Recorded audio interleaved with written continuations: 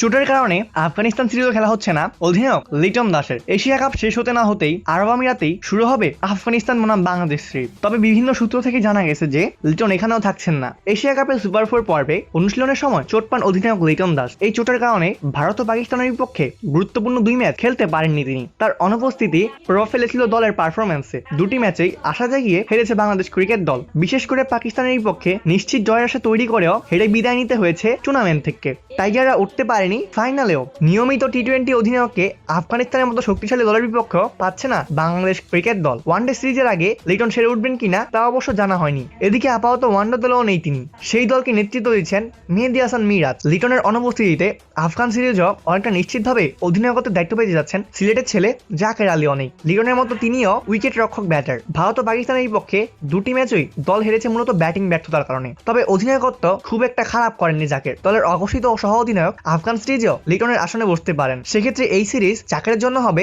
Acid test. তার সামর্থ্য নিয়ে কখনো সন্দেহ না থাকলেও বড় মঞ্চে জাকেরের কাছ থেকে প্রত্যাশা পাওয়ার হিটিং দেখা মেলেনি। তার উপর অধিনায়ক হিসেবে সাম্প্রতিক ব্যর্থতার দায়ও তার কাঁধেই বার্তায়। জাকের যদি আফগানিস্তান সিরিজে ভালো করতে পারেন তাহলে ভবিষ্যতে পাকাপাকিভাবে তাকে অধিনায়কত্ব দেওয়ার কথাও হয়তো দলের ভাবনায় থাকবে। আগামী 2 অক্টোবর শারজাহে অনুষ্ঠিত হবে বাংলাদেশ বনাম আফগানিস্তান সিরিজের প্রথম টি-20 ম্যাচ। সিরিজের পরের দুটি ম্যাচ 3 ও 5 অক্টোবর একই ভেন্যুতে। প্রতিটি ম্যাচেই শুরু হবে বাংলাদেশ সময় রাত 9টায়। অপূর্ব দাস, প্লেভার্স নিউজ।